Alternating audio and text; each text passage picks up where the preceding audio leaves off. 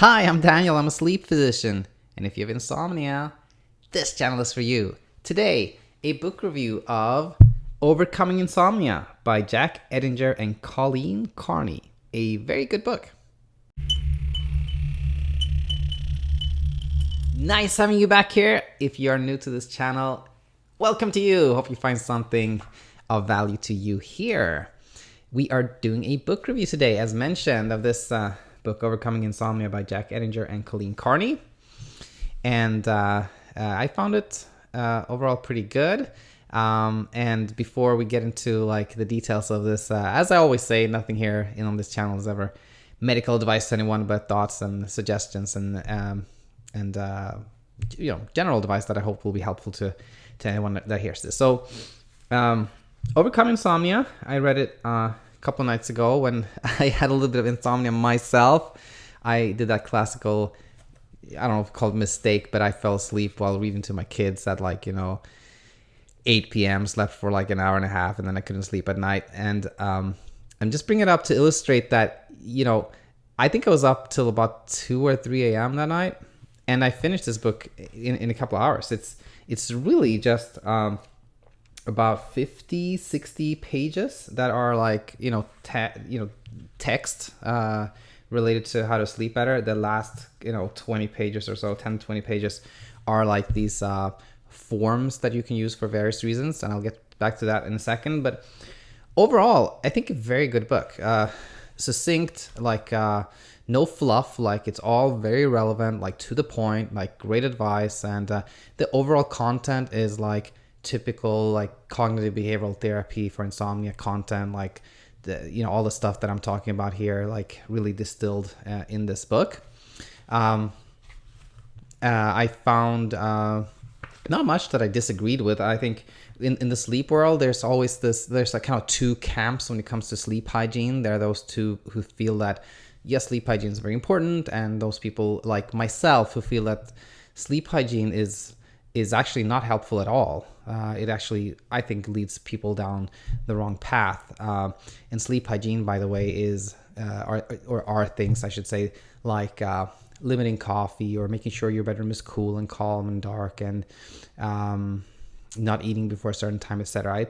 There's it's like a half a page on that in this book, but they seem to be in favor of it. I feel like it's not that helpful, but that said, I found it very good. And as always, when I do these book reviews, I try to find something that is kind of new to me, some kind of insight that I can share with you. And there were many. I made 5 dog years here of things that I hope to get back to at some point. As always, when I do these book reviews, I find so many things that I want to talk about. Hopefully we'll get time to get through all of it, but let's go through this one. I thought this one was pretty good. It's a section here about something called catastrophizing. Yeah. I've read about this before, but I think it was really well put here. So let's read. Have you ever thought about what you are specifically worried about when you worry about your sleep? Sometimes people are surprised to find what they're actually worrying about when they worry about their sleep. For example, you may be worried that you will not be able to sleep tonight. Ask yourself, what if I didn't sleep tonight? What would be so bad about that?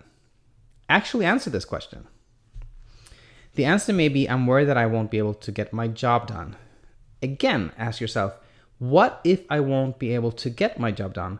What would be so bad about that? Continue to ask these questions until you discover the worst case scenario. I think this is a really helpful kind of line of thinking, because it's trying to get you to the bottom of what are you really worried about? Why are you so worried about having a bad or multiple bad nights, of course? And this is in no way a thought process or a way of trying to belittle the problem that insomnia is. It's a huge problem, but it tries to get to the core of why many are so stressed out, so scared, of not sleeping well. Now, the text goes on here, kind of in this way, and so, and this is something I've heard from people as well that have trouble sleeping. That you think okay, I can't sleep tonight, I'm not going to be able to function tomorrow. people are going to notice that at work.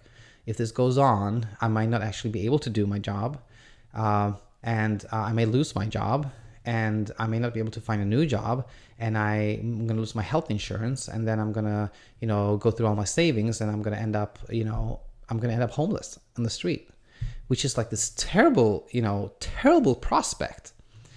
But I want to share something with you. Out of all the people I've seen, and there must be, if not in the thousands, at least hundreds of people that have had really bad insomnia, nobody has lost their job. From insomnia, nobody's lost their job. And nobody's become psychotic or become, gone crazy or anything like terrible like that.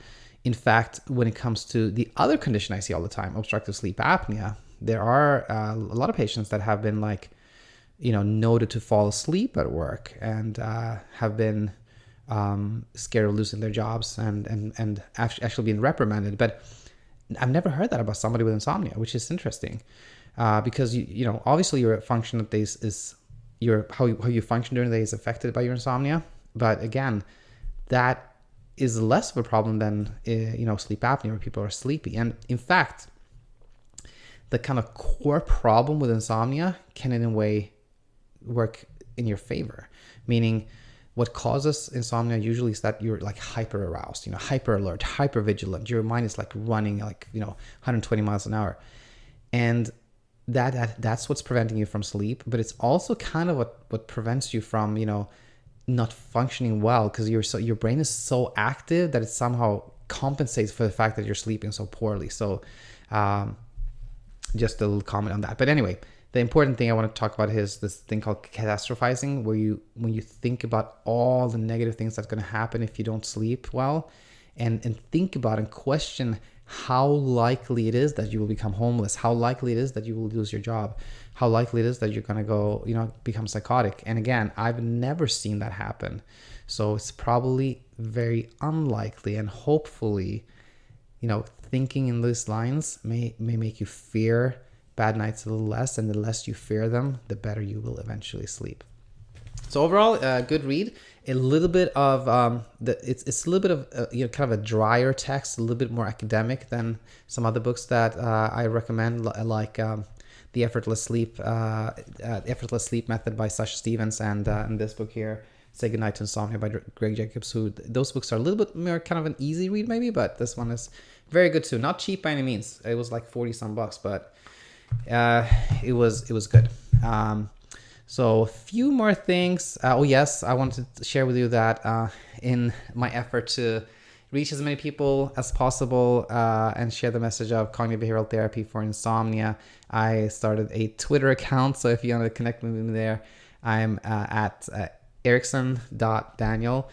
And I'm just doing like this quick 1 minute video that I plan to do once a day, and share some kind of nuggets, and also just what's going on with my efforts. And then finally, tomorrow I plan to talk about going on vacation on a budget.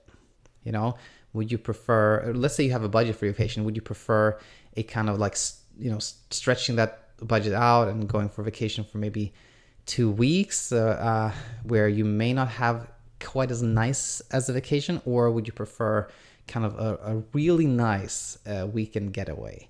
And think about how you expect me to talk about that, kind of what analogy I want to make tomorrow, and see if you can figure that one out.